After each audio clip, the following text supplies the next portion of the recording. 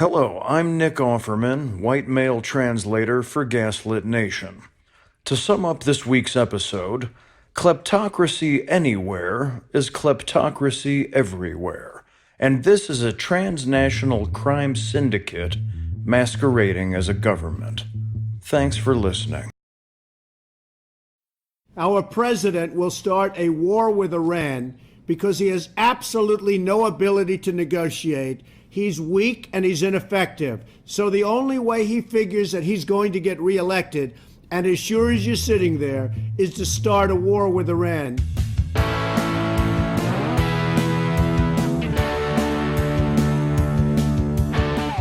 I'm Sarah Kendzior, the author of the best-selling essay collection, The View from Flyover Country, and the upcoming book, Hiding in Plain Sight. I'm Andrea Chalupa, a journalist and filmmaker, and the writer and producer of the upcoming journalistic thriller, Mr. Jones. And this is Gaslit Nation, a podcast covering corruption in the Trump administration and rising autocracy around the world. Our opening clip was from November 16, 2011, of Donald Trump projecting his intentions to start war with Iran onto his obsession, then President Barack Obama.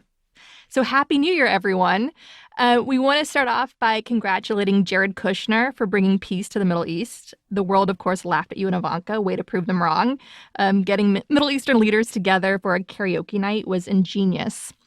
Okay, so first off, John Bolton is having a great 2020. This is going to be John Bolton's year. But before we get into that, we want to first say that our hearts are breaking for our Australian listeners. Nearly 30 people killed so far, over 1 billion animals killed. We're so sorry that you have this government with just been driven by greed and inaction, and your coal industry helped create the most devastating fires in your country's history. We plan to cover Australia and its rehabilitation, so please send us any recommendations for guests and articles. Our DMs on Twitter are open. You can also email us through our website, gaslitnationpod.com. It was difficult to imagine anything worse than the Amazon fires in Australia happened. Monster fires, storms, and flooding are increasing due to the climate crisis, so make sure your elected leaders where you live have bold plans of action to urgently confront the climate crisis. If they don't, do everything you can to replace them. Check out the Gaslit Nation Action Guide on gaslitnationpod.com on where to start with that. So to help Australia, please donate whatever you can to WIRES, a group that rescues native Australian wildlife in distress. Donate at wires.org.au. So now we're going to get into World War III, or what looks like the Franz Ferdinand sort of event of a world war starting. We sort of saw this coming. We had 2 holiday episodes, one with Andy Greenberg of Wired magazine on his new book, Sandworm, A New Era of Cyber War and the Hunt for the Kremlin's Most Dangerous Hackers. Andy goes into stunning detail of how cyber warfare works, giving us an idea of what we can expect from Iran's retaliation for Trump's assassination of Qasem Soleimani, the top military commander and second most powerful person in Iran. Experts point to cyber warfare as the most likely way Iran will strike the U.S., so check out that interview. The second interview we ran over the holidays was with Congresswoman Barbara Lee, the lone voice in the entire U.S. Congress against authorizing force in response to 9/11, which dragged us into the forever wars in Afghanistan and Iraq, where we fought with and then against Iran. As Orwell wrote in 1984 about the inevitability of the forever wars, Oceania was at war with East Asia. Oceania had always been at war with East Asia. Now some background on Soleimani and the Iran deal. On December 1st, 2016, I tweeted, "When the story of 2016 is written and historians exhaust their research, all roads will lead to the utter stupidity and overreach of the Iran deal." Simply put, what I mean by this is, the Iran deal was an overreach by the Obama foreign policy team, which desperately wanted it to be their crowning achievement. While they were preoccupied with the Iran deal negotiations, Obama's foreign policy failed to prioritize Putin as an immediate danger. Now Donald Trump, the Russian mafia asset that stole the White House with Putin's help, has ripped up the Iran deal. That's what you get for not prioritizing the very serious and direct threat Putin posed to America's security and the security of our allies. Iran is a regional power, and the architect of making Iran a regional power was Soleimani. From one of Dexter Filkins' must-read articles in The New Yorker, Soleimani's biography as a pivotal figure in Iran and the region is well known. Since the late 1990s, he was engaged in trying to remake the Middle East to Iran's advantage, directing his proxies to kill or dispatch anyone who impeded his vision of an Iranian-dominated sphere of influence stretching from Tehran to the Mediterranean Sea. He was remarkably successful, legendary even, certainly the most influential operative in the region in modern times. He was involved in sponsoring terrorist attacks, propping up despots like Bashar al-Assad in Syria, helping to assassinate at least one foreign leader, the Prime Minister of Lebanon, Rafiq Hariri, and killing hundreds of American soldiers along the way. In the latter years of the American war in Iraq, Soleimani's militias deployed a particularly bloody weapon against U.S. soldiers, the explosively formed penetrator, or EFP, which tore through the armor of U.S. military vehicles and wreaked havoc on soldiers and Marines. It was no small irony that he died on the road to the Baghdad International Airport, where so many American soldiers and Iraqis died by ambush. So Iran is indeed a regional power, but it does its best by staying in its own lane, staying in the Middle East. Iran's operations tend to be less successful far beyond the Middle East, like when it tried to lure a Mexican drug cartel into an assassination plot and ended up tipping off an informant in the Drug Enforcement Agency. So by contrast, Russia is a regional power that does a much better job at exporting its influence and aggression beyond its own region. Two cases in point, Brexit and Donald Trump. Both elections were won with help from the Kremlin, from sweeping bot campaigns spreading disinformation to dark money and traitorous proxies like Nigel Farage and Aaron Banks in the UK, and Paul Manafort, Mike Flynn, Rick Gates, and a whole host of other traitors in the US, including the Trump crime family. When compared to Iran, Russia tends to be better at asymmetrical warfare with greater impact on Western states within their own borders. While the Kremlin weaponized our own corruption against us, propping up far-right groups and leaders, infiltrating useful idiots and complicit actors like the NRA, the Obama administration, with the noble goal of trying to stop Iran from becoming a nuclear power, spread itself too thin with the Iran deal, and in the process gave Syria up to Russia and Iran, and gave Iraq up to Iran. The world needs to eradicate nuclear weapons, but the reality is, when you're juggling several crises, prioritize the one that faces an immediate danger to your country. In this case, asymmetrical warfare by the Kremlin was the immediate danger because it was so effective, as we've seen in the rise of Brexit and Trump. Russia, by the way, is a nuclear power and didn't need its nukes to successfully undermine us. Iran becoming a nuclear power, while terrible, of course, but being a rational actor, Iran likely would continue to rely on its successful strategy of waging asymmetrical warfare rather than nuking its enemies. Mutually assured destruction is why Russia hasn't nuked us, especially given that the Russian elite hide their money in Western capitals and send their kids to schools in Western capitals. If they nuked us, they would be nuking their own properties, their own bank accounts. So yes, the bomb getting into the hands of doomsday terrorists in Iran is always a threat, but that's already a threat we live with, given how many rogue states have weapons or are actively working getting weapons of this scale. The Obama administration had the extraordinarily difficult task of containing ISIS and did so successfully. But that's work that's now being undone by Putin's proxy in the White House through Trump's chaos in the Middle East. Overall, Obama's foreign policy missed a threat just as dangerous as ISIS, one that killed more civilians in Syria than ISIS, and that is Russia. Obama's foreign policy tended to prioritize symbols over substance. The Russian reset button, symbolic. The assassination of Osama bin Laden, symbolic. The Iran deal, symbolic. Trying to negotiate peace with Russia in both Syria and Ukraine, symbolic. Kremlin aggression had to be confronted at the core, which of course was very difficult, but it was right there out in the open. The aggressive disinformation campaigns, propping up far-right leaders in Europe and the US, spreading its influence to Western capitals through oligarch proxies close to Putin, buying off politicians and other political influence. Through Western corruption, the UK and US let Putin in through the front door. Now the gas station dictatorships like Russia, Iran, Saudi Arabia, Venezuela, where Maduro just staged a parliamentary coup against the opposition, are winning.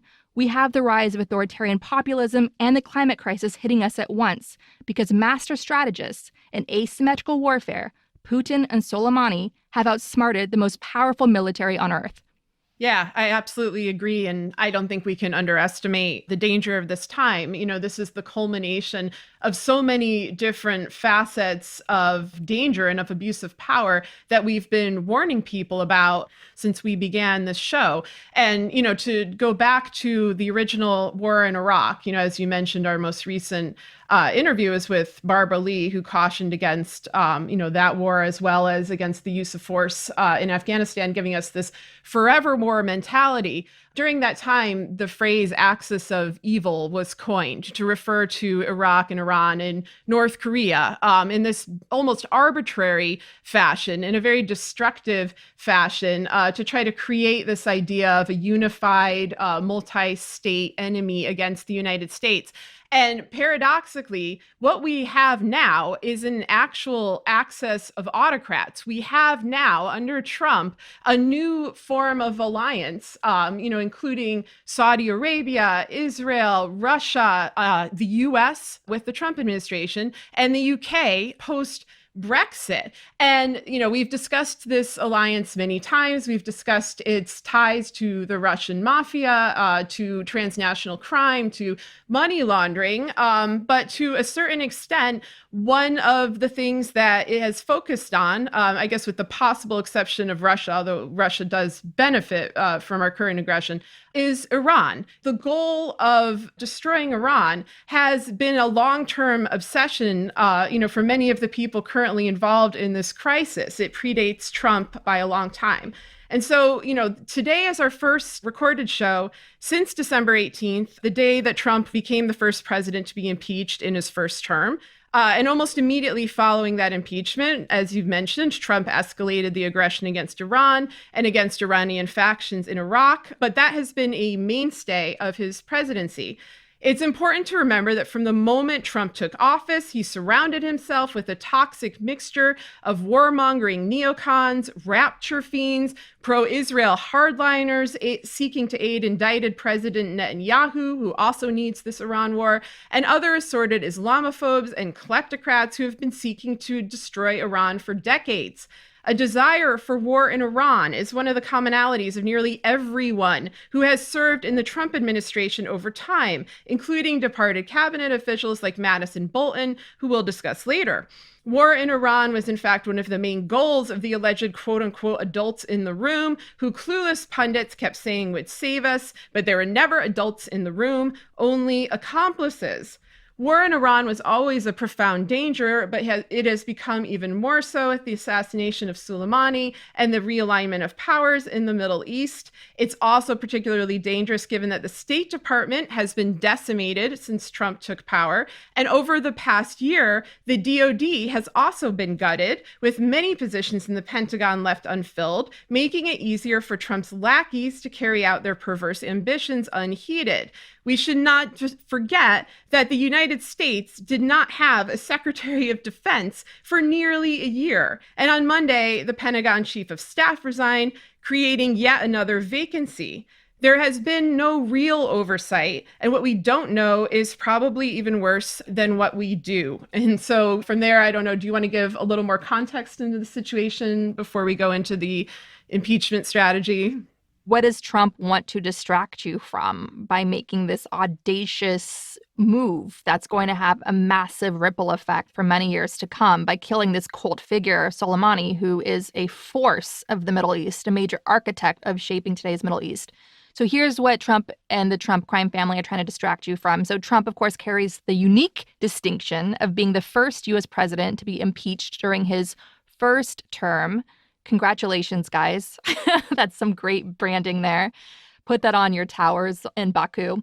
So the National Security Forum, Just Security, published a bombshell just days ago that new documents with a smoking gun showing Trump himself ordered aid to Ukraine to be withheld, and that the illegality of that made the Pentagon nervous. This was blatant extortion of Ukraine, trying to pressure the country to get its much-needed military aid promised by Congress in exchange for inventing dirt on Trump's political opponent. Trump was forcing a foreign power to tip the scales in our election because that is how he won his first election. Trump did not get impeached for what he did in 2016.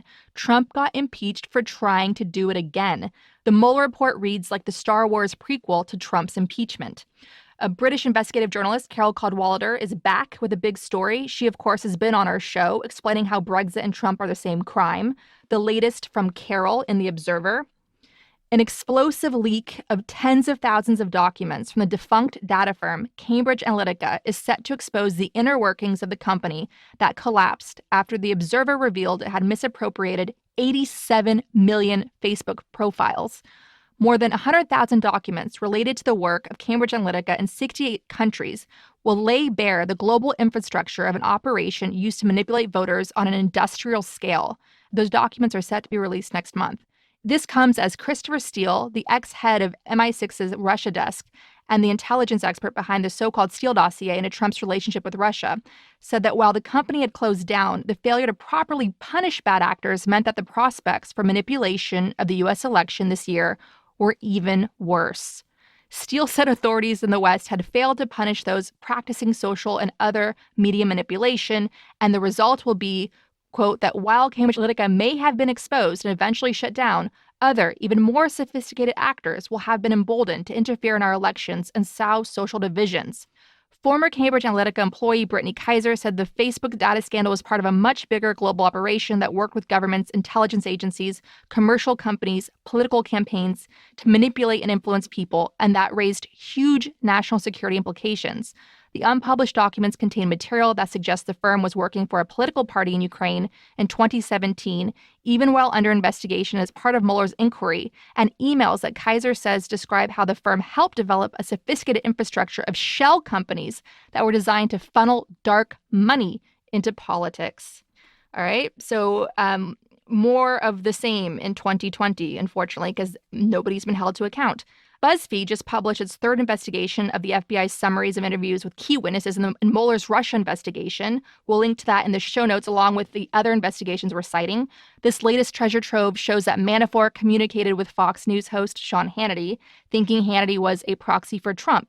This was when Trump, in his typical Trumpian fashion, essentially pretended not to know Manafort, his longtime neighbor and friend and campaign chairman. Manafort was just the coffee boy decked out in ostrich leather paid for with blood money. Days leading up to the killing of Soleimani, Trump bragged about something big coming in Iran to random guests at Mar-a-Lago, so guests paying the president of the United States several thousands of dollars to have access to him at his private club knew more about the impending act of war than Congress itself. Another thing the Trump crime family wants you not to pay attention to, in the years leading up to the 2016 election, done in part under the leadership of Ivanka Trump, the Trump Organization built a Trump Tower in Azerbaijan, which never opened and appeared to be, according to experts, a very clear money laundering operation, likely benefiting the Islamic Revolutionary Guard Corps. This was originally reported by Adam Davidson in The New Yorker, who tweeted in April 2019 in response to the Trump administration taking the unusual step of labeling Iran's Islamic Revolutionary Guard Corps a terrorist organization, which, according to Vanity Fair, is the first time in history the U.S. had classified another country's government as such. Davidson tweeted, mostly in caps, "There are days I just want to scream, President Trump was a knowing partner in a likely Iranian Revolutionary Guard money laundering and weapons of mass destruction acquiring scheme." So there you have it. Now we're going to go over some of the stupidity of Trump's move. Here to explain that is Barbara Slavin, an American journalist and foreign policy expert, and this is a clip from her interview with CBS this morning. Barbara Slavin, the director of the Atlantic Council's Future of Iran Initiative. She's in our Washington bureau this morning. Barbara, good morning. Good morning. The president says he did this to prevent war. Rand Paul says he believes we are now going to go to war. Who's right? Well, I'm afraid Rand Paul may have the better argument here, but what I see are winners and losers. Winners from this are ISIS, Al-Qaeda, Sunni fundamentalists that hate Iran as well as the United States, Russia, China, which will become more powerful in the Middle East. In a strange way, I think Donald Trump is engineering the U.S. withdrawal from the Middle East because, as has been pointed out, it will be untenable for American forces to stay in Iraq, probably Syria. We will see a drastic drawdown in American diplomats. American tourists, business people are going to be forced to think more about their security because of this. It was a stunningly, can I say, stupid, and counterproductive move on the part of the United States. And we're going to pay the price for this. And the people of the Middle East will pay the price for this for years to come. It sounds like we're saying that this is simply not a one and done on our part. I think back to shock and awe, mission accomplished. Not happening here? Oh, very much not. And, you know, the idea that one man somehow will determine Iran's policies. The Iranian Revolutionary Guard Corps is a very large organization. The Quds Force, the elite force, is a very large organization. He has been replaced. There are people with deep ties to a variety of groups in the Middle East. This policy will continue. Killing Soleimani does nothing but feed Donald Trump's ego and distract attention from other issues involving him very temporarily. Barbara, there's been so much talk over the last day or so about the idea that there has been the ability for the U.S. to do something like this previously, but they have not. There has been restraint. This happens now, but you say this started a few years back now with the president and the Iran nuclear deal, his pulling out. Yes, absolutely. I mean, none of this was necessary. Donald Trump decided to leave a deal that was working. He decided to declare an economic war on Iran to try to prevent the country from exporting any oil. Iran stayed patient for a year, and then they began to retaliate with a variety of attacks that we've seen. You know, this is no justification for what they've done, but we have to understand how it started. Donald Trump started this cycle of escalation. If there is a war, it is Donald Trump's war. But Barbara, wasn't Soleimani killing Americans long before they pulled out of that deal? Yes, but, you know, the United States actually worked with the Quds Force indirectly to get rid of the Taliban in Afghanistan. The problem started when the U.S. invaded Iraq in 2003, and when people like John Bolton said Iran should take a number, implying that Iran's regime would be next to fall. Then the Quds Force became the enemy of the United States, and then they began to support groups in Iraq that killed Americans. You have to know the history. This is not one-sided. Barbara, 10 seconds here. Who are the biggest losers? Biggest losers, people of the Middle East, people of Iran, people of Iraq, people of Lebanon. They were beginning to push back against some of these policies. And now the subject will be changed to the United States and what the United States has done.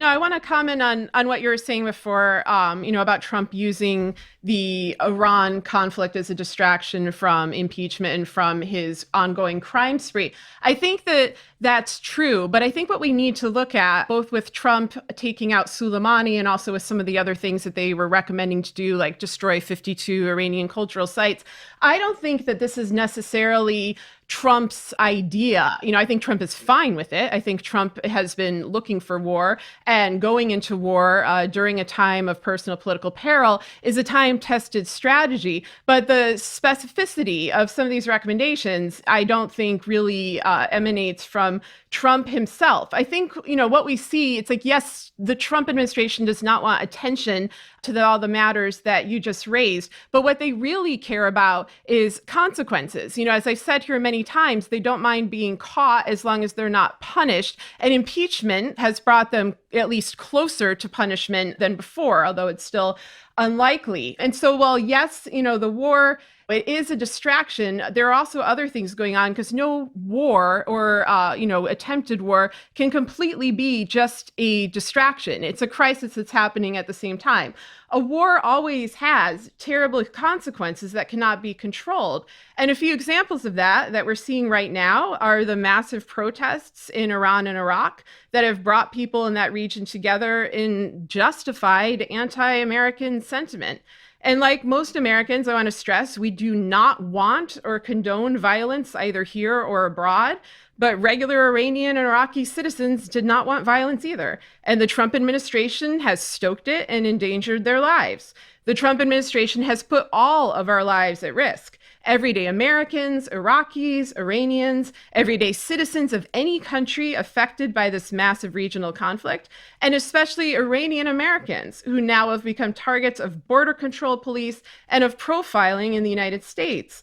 As we've said on the show many times before, foreign policy is domestic policy. And while Trump and his neocon cohorts have infamously claimed that they can control reality, that control does not extend to a conflict this vast and unprecedented.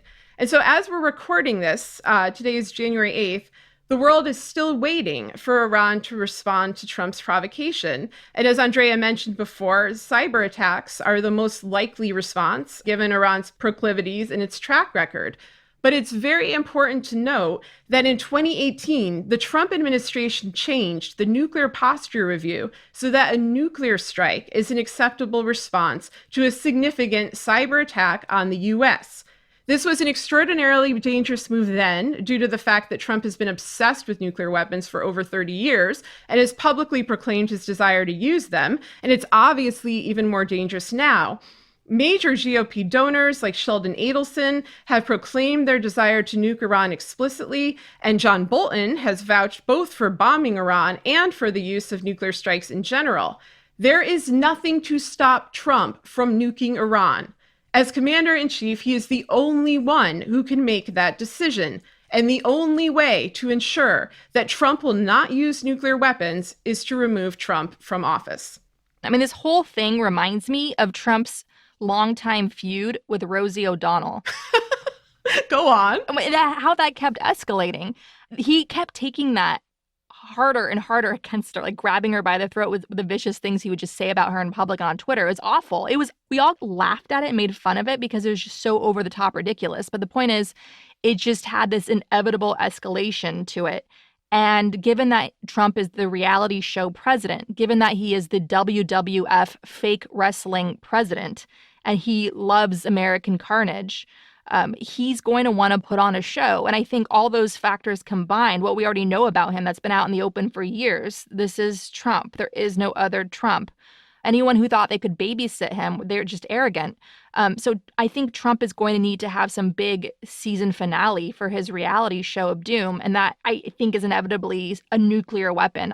This is the first time I've really thought that. Before, I thought it was just posturing, like he just enjoyed rubbing it in everyone's faces that he had that ability. But I really think that in terms of the Trump show, in terms of the vacuum of power right now in the White House, because a lot of the adults have been jumping ship or pushed out or under greater suspicion of being possibly the next whistleblower and so forth, I think things have never been so dangerous for our country.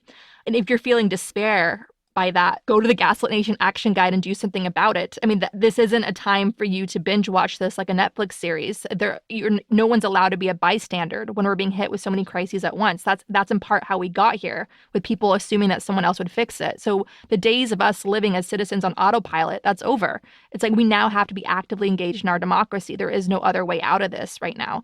I think people, they'll listen to this show, they'll hear me talking about the nuclear posture review and Trump wanting to nuke Iran, and then you go right to Rosie O'Donnell, and it has this sort of like, we didn't start the fire, element of presentation. But that is the key to understanding Trump, is that in his mind, this is a show. In his mind, people are disposable. In his mind, a geopolitical conflict is just an act of presentation, of performance. He does not understand the value of human life. He does not understand, I think, what other human beings are. And so something that can seem incredibly trivial, is equated in his mind to really, one of the most serious junctures in human history. A literal existential crisis is happening now with this possible new war, combined with climate change at the same time. And he is at the level of someone who is still obsessing about celebrity feuds, obsessing about his personal brand. Like, the danger of that, it's been obvious forever. It's been obvious from the moment that he proclaimed he was running for office, for the 5th time. This was something that should have been prevented. And I still feel, like you said, that people are on autopilot, that they don't quite believe it's really happening, in part because it is, absurd on a certain level, but also because it's fallen so completely out of control, because everyone just sat around, saying the adults are going to save us, saying Mueller is coming and Pelosi is coming and Comey is coming and what have you. Like, no one is coming. If they were coming to make matters worse. Yeah, Hitler was a morbid curiosity during the rise of Hitler. People laughed at Hitler. They had a difficult time taking him seriously. They thought Hitler could be babysat and everything would be fine. This is how it works. The idiots are indeed idiots. Our enemy is indeed that stupid. And that is how they win, is because they shock decent people who cannot fathom somebody stooping so low. And that is how they've lived without consequences. Ivanka Trump, the Trump children generally included, with all the investigations that have hit them in the organizations, they've just gotten away with it because they've done all of this out in the open. And it's been just so over the top and ridiculous. And so I want to get going as well on the brilliant strategic mind of Trump and Bolton and Pompeo dragging us into war in Iran. As you mentioned about the street protests, Iran has seen some of the largest street protests in nearly 15 years. The Iranian people are tired of the sanctions, tired of the ruling hardline religious leaders, tired of the corruption. Like in many places in the world, the people of Iran are a powder keg. And so with these street protests firing up, they've been turning to the current president, Rouhani, who speaks like a reformer and makes dazzling promises of greater freedom and empowerment of the people of Iran, including women and religious and ethnic minorities. But these have largely been empty promises. And so the growing protests are against business as usual in the authoritarian state. But now, thanks to Trump, Iran is united by the audacious killing of Soleimani, a cult-like figure known for his quiet charm and the strategic mind of a chess master. The opposition has been forced into silence. Iran was a fractured country. Trump has just united it. Our allies won't support us in war with Iran, of course. Look at the mess we dragged them into in Afghanistan and Iraq. Maybe poor nations may be extorted into joining a U.S.-led coalition against Iran, but largely we're on our own. Trump's chaos increasingly isolates the U.S. on the world stage, and our traditional allies were recently caught on video at the NATO summit in London, laughing at the President of the United States, and the world laughed with them. We've already abandoned Syria, with Russian soldiers posting videos of taking over hastily abandoned U.S. military bases, and now we're going to be forced to leave Iraq. Trump has empowered ISIS. Remember when the U.S. partnered with the Kurds to defeat ISIS? After a reign of terror, ISIS was contained in Syria. Then what does Trump do? He allows his friend Erdogan, another dimwit autocrat wannabe, to invade Syria to commit genocide against the Kurds, our allies. Trump rewards the Kurds for defeating ISIS by enabling a genocide against them. And in that chaos, with the Kurdish forces detaining tens of thousands of ISIS fighters and their families, ISIS fighters escaped in the chaos. When Trump was asked about it, he shrugged and said that the ISIS fighters are going to Europe. Does he think the Europeans will come to our aid in a war with Iran after he unleashed ISIS fighters on them and shrugged it off? Absolutely not. Trump enabled what allowed for the rise of ISIS in the first place. From foreign policy. Thanks to the Trump administration, the Kurdish forces guarding Syrian prisons that contain tens of thousands of ISIS militants and their families are now fighting for their lives. The flurry of prison breaks reported in recent days isn't just an accident of the Turkish invasion. For years, ISIS has relied on breaking its fighters out of jails and detention camps to bolster its manpower. That strategy has worked time and again, and it will likely enable ISIS to replenish its ranks, eventually allowing the organization to strike at Europe or the United States. According to U.S. intelligence, there are still some 14,000 to 18,000 jihadi militants in Syria. ISIS can still regroup. Their major weapon is social media, spreading their terror.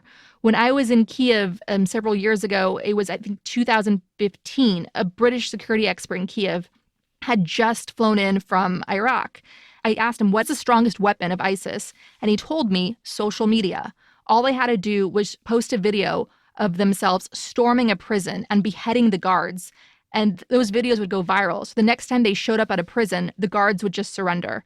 So social media. So ISIS has been very successful at asymmetrical warfare. What's more, Soleimani was a gravity center in the Middle East. His vast network of proxy groups may become far more destructive and unwieldy and unpredictable, and therefore far more dangerous without their strong central leader. Soleimani was the power center, and now the vast network of Iranian proxy groups have become decentralized. Yes, they all answer to Iran, which funds them, but Soleimani had a force of personality that cannot be replaced. For Iranians that support the regime, he was a larger-than-life figure who stood for strength and defiance. Even his enemies were known to revere him. Let me be clear, Soleimani was a mass-murdering nationalist and the architect of a wide-reaching terrorist state that caused humanitarian crises in several parts of the world, including Syria, Yemen, Iraq, not to mention acts of terrorism against Israel and the U.S. and their allies. Those on either side of the political spectrum who are glad he's dead should be careful what they wish for. Who knows who or what might take Soleimani's place? So, I hope you're happy, John Bolton, flying on your Ron Burgundy rainbow on your glorious unicorn screaming into the night. So I know that's how you're feeling right now. Should we discuss Bolton, who has suddenly reemerged, willing to testify after blowing off his House subpoenas and cooperation for a book deal? Yeah, the big head mounted on the wall of the neocons of America, like Soleimani being killed, and then Bolton suddenly popping up and saying, I'm ready to testify. That reminds me of how Trump lackeys are forced to go on cable news shows or Twitter to kiss the ring, to prove their obedience to Trump. It's like when Maria Yovanovitch said that she was told to tweet support for Trump to prove her loyalty. Suddenly Bolton emerging, ready to testify. It's like he's just going to get in line and lie before Congress, like so many other Trump lackeys so far have lied to Congress and get away with it. It's like he's going to go up there before the Senate and try to clear Trump's name. And that's what it seems like in exchange for getting the war he's always wanted, the regime change he's hoping for in Iran.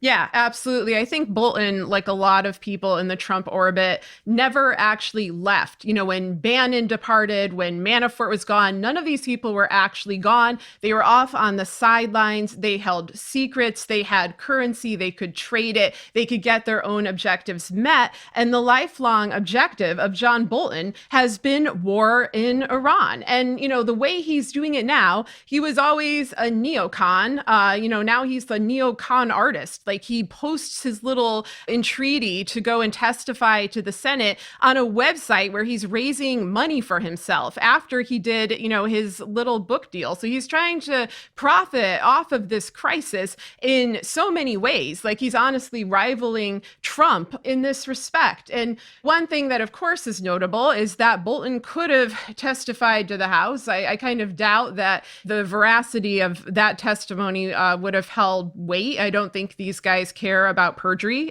We've seen multiple people commit perjury. We've seen multiple people break plea deals. The old rules are gone. People seem to not really grasp that when they're discussing the justice system, but that's what's actually happening. But he, of course, refused to testify to the House, which is, dominated by the Democrats, in favor of talking to the Republican Senate, which has been building a show trial. As we've said many times in this show, when you don't have impeachment hearings, you end up with show trials. The Democrats delayed the impeachment hearings, which certainly could have been held over things beyond Ukraine, in favor of doing it on this one very narrow but important issue of Trump shaking down Ukraine in order for his own personal and political gain. But we're seeing the fallout of that lack of strategy and of that hesitation and of that unwillingness to tackle the severity of Trump in his deadly administration head on. So much time has passed, so much purging of agencies and packing of courts has taken place that they hold leverage. And what I wish the House would do now is take the remaining leverage they have and subpoena Bolton again, subpoena him now to testify in front of the House. One of the few things that Pelosi has done that I really strongly approve of was her willingness to hold the articles of impeachment and not bring them to the Senate. I think that was absolutely the right move, and it's good that she did this. And so now there's an opportunity for them to bring Bolton in and try to get him to actually answer these questions. And at the least, for the Democrats, or any patriotic individual in Congress who wants to speak out now, this is your time to do it, to really question him, question about what he witnessed when he was working in the White House, what he saw Trump do, on that phone call and in general with his Ukraine and Russia policy, and also question him about Iran, question him about all this shit, put Bolton under the spotlight where he should have been a long time ago. We've said this so many times that we have this celebrity apprentice of criminals in this White House, all these D-listers getting dredged up from previous Republican administrations, these disgraced people who get put back, whether it's Jeff Sessions or Roger Stone or Manafort and John Bolton. And, it's unfortunate that Pelosi is the Speaker of the House in the sense that she has never thought that George W. Bush committed war crimes. She was unwilling to pursue impeachment for that. That set a standard for the United States to come when it comes to evaluating illegal wars or wars done under false or illegal pretexts. And now, unfortunately, I just think that if they had handled this a long time ago, if they had held figures like Manafort or Bolton, and others in the Trump administration accountable. If they had held Trump accountable, we would not be in this position. So the time for accountability is now. The time for accountability was always, and nobody fulfilled their obligation. But they have to start. At the very least, they need to bring the truth to light. I always am kind of undecided on this issue. People ask, is it too late? And I'm sort of like, too late for what? Like for justice? I mean, possibly. For survival? I mean, I don't think we make a decision. We don't just hold up our hands and say, yeah, it's too late, too bad, we lost. Like, you have to keep fighting. And one thing that we really can continue to keep fighting for, even as, we, just meaning good people of humanity with a conscience, even as we lose power, is the truth. Because the truth matters in its own right. And the truth is a way to get power back, to have an informed public, because an informed public is a powerful public. And the House and anyone else trying to prevent World War III should be using every avenue possible. And one of those is forcing Bolton to testify publicly, not in front of the Senate, which has already proclaimed that this is going to be a rigged procedure, but in front of the House, where they actually would have to face open inquiry. Mm-hmm. I mean, Bolton, as the architect of Bush's invasion of Iraq, which was based on lies, he's going to have no problem lying in the Senate to defend Trump, who gave him his war finally with Iran. So, yeah, it's going to be 2020. 2020 sucks. I'm ready. I'm ready. I am so pumped up and ready. You have no idea. Because the way I look at all of this is what's going to get us out of this is thinking in terms of decades, not these little election cycles. So all of us right now have to fight our hearts out and elect bold progressives who are going to close all the loopholes that the Kremlin took advantage of when it weaponized our own corruption against us. And it's time to elect progressives because guess what? Having the most powerful military in the world, it's not protecting us. And so what we need now is to strengthen the social safety net. We need to hold polluting social media giants like Facebook accountable for the disinformation slosh they spread, the Superfund site of Facebook, clean that up and so forth. And we need to confront this at its root. And it's the progressive candidates, it's the progressive leaders that work tirelessly and the community leaders that work tirelessly to do that. So find your community, join your community, and build a more progressive union. Grassroots power is the most reliable power we have left. We keep saying that because it's true. And if anybody feels hopeless when they listen to the show, you're missing the point. We're staring disaster in the face because we should have been staring disaster in the face a long time ago. And now we're playing catch up. And so all of us together are united in our Gaslit Nation community and helping each other through this. And I actually do, Sarah, I do feel quite good coming off of the holidays. I had a fantastic time with my family and catching up with everyone. It was a time filled with laughter, making fun of each other, and it was really great. And anytime I had any sort of uncertainty and watching Australia, for instance, on fire and thinking, okay, well, this has to be the apocalypse. There's no other explanation. I took action. I'd go and I'd start researching, well, who are the people in New York City who are doing really effective work to confront the climate crisis? Who can I join with? What community can I become a part of to help be part of the solution? And I would go out and I'd find that information, and it totally turned my mood around. And then I started thinking, God, I wish Gaslit Nation had its own newsroom and we could just tackle all these incredible issues and really drive people towards these real world solutions of how to take power back into their own hands, into their own communities. So don't think in terms of 2020, think in terms of decades, think in terms of all the work you can do with the time you have here on Earth to really make a difference in people's lives. And even if you don't see the result of that work, you'll be passing on the baton to those who come after you. Sarah and I were not the first female journalists in existence. We were not the first women to raise our voices with strong opinions. We stand on generations of women that did the dangerous work, allowing us to do this. And that's where I start crying, because I think it's so comforting to be part of such a larger community that grows across and grows and strengthens across generations. And I think that's so important for people not to lose sight of, that none of us are alone right now. None of us are alone. And I just think that's really exciting, and I'm very moved by it, as you can hear. Your attitude is right. I think your recommendations are right. And it's not mutually exclusive from looking the severity of the crisis right in the face. I think that is necessary. I think also knowing your own principles, knowing your own moral code, when institutions collapse around you, knowing what you value, and finding people who sincerely hold those values and will work with you to try to prevent this suffering and prevent this atrocity. That is something that you can do. That's something that no one can take away from you.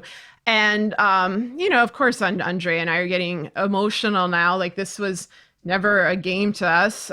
We took this seriously. This was never a horse race thing. This was never a career thing. This was a preventing the apocalypse kind of thing.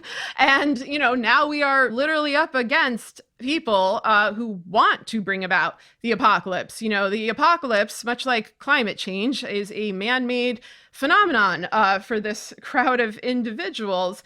And, that's one of the things that I think people are not really confronting now. I've mentioned this before when they do all this, like, history will judge you, or, oh my God, your reputation. Like, that is not the logic with which people in the Trump administration, particularly Pompeo, Pence, Kushner, Barr, Miller, they're not thinking in conventional ways. There are people who are pure kleptocrats who are only in it for material gain, for personal gain. Trump, I think, embodies that. And then there are people who think that they are on a holy war and they are dragging the rest of the world into their fanaticism, into their extremely violent provocations. And they're linked, with leaders around the world who share that and who also use this, who use these religious extremist movements for their own financial gain, for their own pursuit of personal power.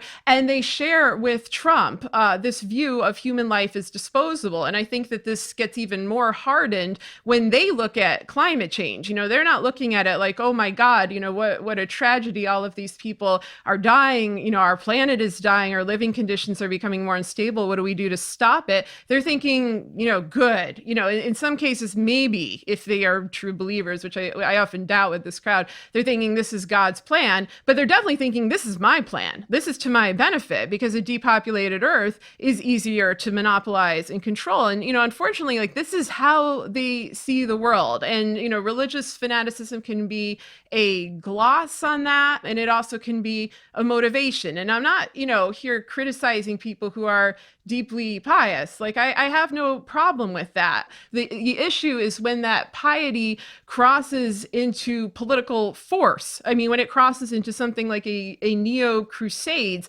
in which citizens of, sovereign nations are forced to live under people with fanatical belief systems. And I think the exemplar of this right now is Pompeo, who is definitely one of the architects of the current aggression in Iran. And I think it's important to look at who Pompeo has been meeting with recently, in particular Netanyahu, with whom he spoke multiple times before the Pentagon took out Soleimani. He's also meeting with Lavrov. Pompeo met illegally with sanctioned Russian spies right before becoming the Secretary of State. Before that, he was in the CIA. He's very dangerous. And one of the reasons he's dangerous is he structures foreign policy around the rapture. It is a very bad idea to structure policy around the rapture. And I'm going to read a little excerpt of an article from the BBC from March 2019, and this is what it says. It says, U.S. Secretary of State Mike Pompeo has said it's possible that President Donald Trump was sent by God to save Israel from Iran. In an interview with the Christian Broadcasting Network during a high-profile trip to Israel, he said it was his faith that made him believe that. He also praised U.S. efforts to, quote, make sure that this democracy in the Middle East, that this Jewish state remains, end quote. The comments came on a Jewish holiday celebrating rescue from genocide. The holiday, Purim, commemorates the biblical rescue of the Jewish people by Queen Esther from the Persians, as the interviewer noted to Mr. Pompeo. Thanks, interviewer. He was asked if, quote, President Trump right now has been sort of raised for such a time as this, just like Queen Esther, to help save the Jewish people from an Iranian menace. As a Christian, I certainly believe that's possible, said Mr. Pompeo, a former member of Congress for Kansas and CIA director. I am confident that the Lord is at work here, Pompeo added. So that is the mentality behind a lot of these decisions, is that Trump was put here by God. And unfortunately, Trump believes this. Trump also thinks he was put here by God, and Trump encourages a radical cult of personality around himself. And then you have his lackeys. You have his son-in-law, Jared Kushner, a lifelong associate of Netanyahu. The Kushner family and Netanyahu family were so close that Benjamin Netanyahu literally slept in Kushner's bedroom when he would come and visit them in New Jersey during his trips to the United States.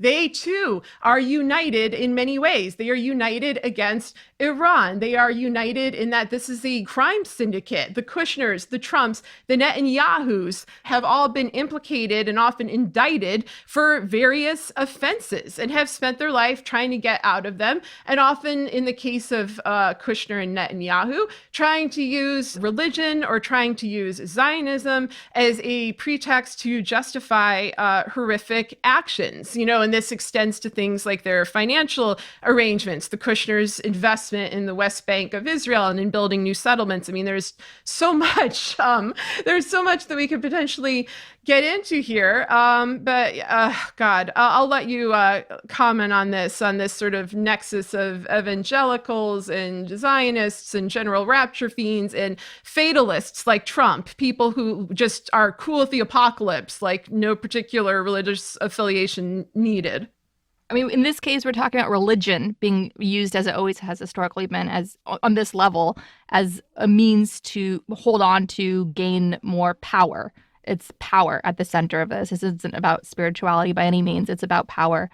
And Soleimani and all those who are going to be destroyed in the fallout of Soleimani's assassination, they are human sacrifices for Trump. And Trump has basically abused his power in part by creating human sacrifices.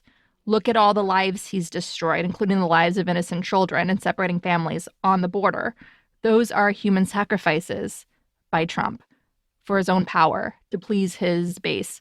And so, again, as dire as things are, and they are what they look like, and they're probably worse than we even realize, of course, but that's fine to confront that because we got here by not confronting this. And now it's time for us to do our part. And so we're going to end this episode with a plea for us to all come together and do our part in our communities where we live, elect bold progressives with bold plans to confront the climate crisis. Go to the Gaslit Nation website, go to our action guide on gaslitnationpod.com and start there to build and strengthen your community. And sending us off from this episode with a call to arms is Christian Amanpour, interviewing on CNN the Australian climate scientist Tim Flannery, reminding us we need to start now and think not in this election cycle, but we have to think in decades and begin the work now so we stand a fighting chance 10, 15 years from now. We need to understand the science of climate change. We need to protect ourselves with good advance warning. But the government so far hasn't been interested in this, and it is truly tragic. I can't tell you how it feels to me to wake up every morning smelling the smoke of my country burning for month after month, and knowing that we could have done something about this had we started 10, 15 years ago.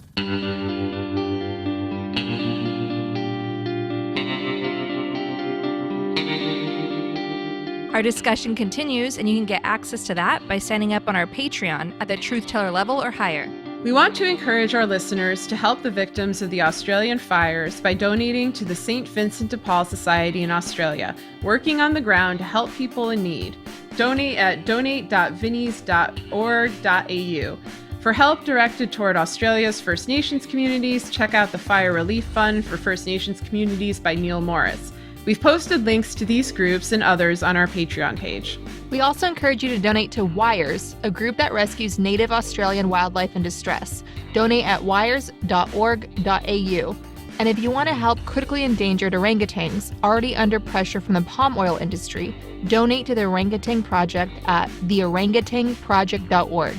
Gaslit Nation is produced by Sarah Kenzier and Andrea Chalupa. If you like what we do, leave us a review on iTunes. It helps us reach more listeners. And check out our Patreon. It helps keep us going. Our production managers are Nicholas Torres and Carlin Daigle. Our episodes are edited by Nicholas Torres, and our Patreon exclusive content is edited by Carlin Daigle. Original music in Gaslit Nation is produced by David Whitehead, Martin Vissenberg, Nick Farr, Damian Arriaga, and Carlin Daigle. Our logo design was donated to us by Hamish Smith of the New York-based firm Order. Thank you so much, Hamish. Andrea... Gaslit Nation. Gaslit Nation would like to thank our supporters at the producer level on Patreon. Adam Ingersoll, Adam Levine, Alabama, Alan Liu, Angela Harvey, Ann Marshall, A.W. Nicholson, Becky Karush, Brian Tahuden, Carl Hosier, Carol Golstead, Catherine Anderson Karina, Kathy Kavanaugh, C. Baker, David Porter, Diana Gallagher, D.L. Singfeld, Dorothy Komarak, Doug Friedenberg, Elizabeth Dove, Eric Kaplan, Irina Guardia, Ethan Mann, Fontaine Carpenter, George Hughes, Gordon Shumway, Gustav Halsby, James Tolley, Jared Lombardo, Jason Benke, Jason Rita, Jeff Thompson, Jennifer O'Hearn, Jennifer Slavic, Jans Alstrup Rasmussen, Joel Newman, John Dambro, John Laughlin, John Ripley, Karen Crouch, Katie Cotton, Katie Masuris, Kelly Ranson, Kenshiro Nagagawa,